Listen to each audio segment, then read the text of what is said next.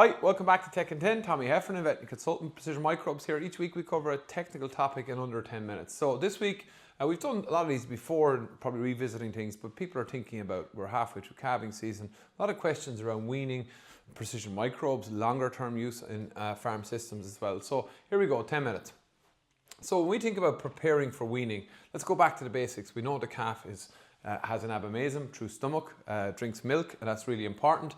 And the immature rumen is very immature and it needs time to develop. So when we think about we're weaning calves, if we're buying calves in or we're dairy farming, or what's our target?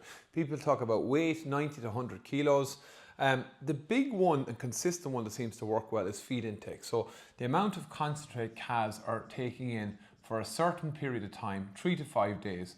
Now, there's this been 1 kilo mark, and it can be related to maybe protein and energy in that 1 kilo, but I think we're shifting now at a group level. We want to see them eating 1.5 to 2 kilos. Again, that's my own opinion on weaning for 3 to 5 consecutive days. As well, when we think about weaning calves, we cannot spend enough time looking at the calf. The calf is, and we'll talk about the rumen development, but the calf's becoming a functional ruminant. It's chewing the cud. We like to see rumen fill. We want to look at fecal consistency. What are the calves telling us? Coat, size-wise and everything like that. So, but the benchmark internationally seems to be that concentrate feed intake, and I think 1.5 to 2 kilos at group level. And I'll come back to that again. But ultimately, we're trying to develop this rumen. And I often say with ruminants or cows, we're not feeding the cow, we're not feeding the sheep, we're feeding the rumen microbes, because that fermentation vat is really key. So we're precision microbes, we work with microbes, we actually work with fermentation, but we're trying to develop this in fermentation vat. So we think about the key things that I see, we're even thinking about now. What we're trying to do is we're trying to get particularly starch, concentrate feed into calves in small amounts as it builds up, and that gets broken down as fermentation begins into these things called volatile fatty acids. One of the really important ones there is butyrate, and that helps develop the rumen papillae, so the functioning papillae, the digestive system of the rumen. Also you get the microbial microbes developing in there as well. Because fermentation is so important, here's a tip: water. I probably bring it up in a lot of videos, but water is really important when we think about fermentation. Clean water. I was on a farm recently that was really looking at every detail, and I loved that, but they were cleaning out water troughs daily. And what they seen was increase of cake or meal because the water was clean. So clean available water. And then we need to think about fibre and forages or straw going in as well. And that's developing the rumen wall. So the rumen's a massive muscular wall, and it's very active rumination, that muscular wall. So we need that fibre and stimulation to develop the rumen. So we're trying to develop the rumen. There's a number of key steps. When we're thinking about removing calves off milk, the science, and I read a lot of papers and I get to visit a lot of farms, and I tend to look at more farms and papers of what's actually working. There's definitely a trend to say, if this is the milk feeding curve, let's forget about timelines, but the milk feeding curve, and this is the concentrate feed intake, that slow transitions off milk work better. And I think as a standard 14 days, and if you look at a lot of your feeding curves on automated feeders now, they're at that 10 to 14 days, but maybe even with automated feeders it's longer. And of course we've been pushing more milk because more milk really benefits from calf health. If you have a higher feeding of milk, you know, some farms can wean within 8 weeks, but you may need to push it out to 10 or 12 weeks. And that's important. If we are getting the calf to drink more milk in their abomasum, they may be slower in intaking feed. But if you want to think about the rules of feed intake, is having plenty trough space, having fresh meal daily. Don't underestimate fresh meal because it's really key, and clean available water. So feed space and troughs for calves. Don't let it sit there and cake, and water, having clean water. They're essential. When we look at, I suppose, that optimum of a kilo and a half, we'll set the target at 1.5 kilos. Depending on what is in that, you know, you want a mix of energy, protein. Are you weaning at grass? So some people will be leaving calves out to grass. You're going to have a higher percentage of protein in grass at this time of year. You know, do you need it over 22%? What's your ration?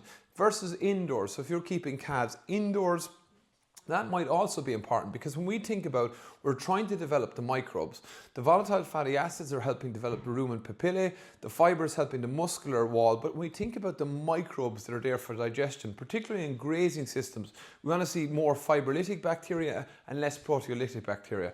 And ultimately, there's a school of thought that indoor systems manage weaning with straw quite well, But is there a place, particularly when we're going out to grass, grass is a forage. And the microbes in the rumen, if they're adapted to straw and meal, well, then how do they adapt again to grass? So more people are talking about maybe hay, not having too much hay in there earlier, but certainly as you get later on to weaning, having clean, fresh available hay, is that a good substrate in grazing systems? And more authors and people and nutritionists I speak to are having the conversation around hay. This is only general principles, but it's something to consider, because one challenge we definitely see is, we see challenges around weaning time, but it's post-turnout. And one of the things that helps post-turnout is a functioning and developed rumen at weaning time. And we can set those metrics by looking at the calves. We can look at that feed intake as a key metric, making sure that our starch isn't too high, that we have the right amount of protein for our system, and that we have a good quality forage going in there. It can be, and we think about hay as a fibre, that's also an option for straw.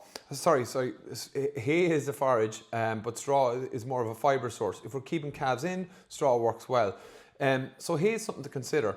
It depends on what you're going to wean. At grass, we need to be thinking about these things, because ultimately we also have the challenge, if we go out, and we've seen this in cows as well, when we've nitrogen fertilizer going out onto spring grass, early spring grass, depending on weather conditions, we can have a lot of nitrate into uptake by the plant, leading to more nitrates and ammonia in the rumen, and that may be contributing to summer scour syndrome. It's certainly causing issues on some farm with cows as well, and that can be very hard to estimate when it's going to happen, because weather conditions can be that rapid uptake. So when we think about rumen development, let's stick here for the moment, we'll come back to that again, is that we want to develop a fully functioning rumen with healthy microbes that the calf is able to, when we wean off milk. Now, some people will talk about watering down milk.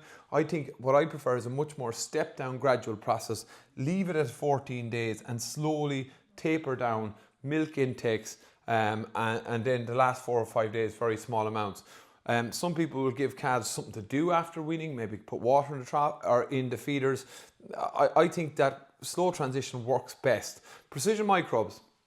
We get a lot of questions about Precision Microbes in relation to its benefit long term. So Precision Microbes was originally designed as a performance product, and we've seen that in the last 4 weeks before weaning. That's where we've seen in independent studies, even from our own, you'll see that in Calf Health Champions, some studies on Waterford. That's where we've seen the real improvements in average daily gain, because we're not just targeting the hindgut, because we're using beneficial microbes, we're also helping rumen function. So it certainly has a role if you're looking at performance and health, and it can be fed up to weaning. Some people will choose to use it for 30 mils for 30 days, and that's fine, because it's doing a job around reduction of digestive upsets.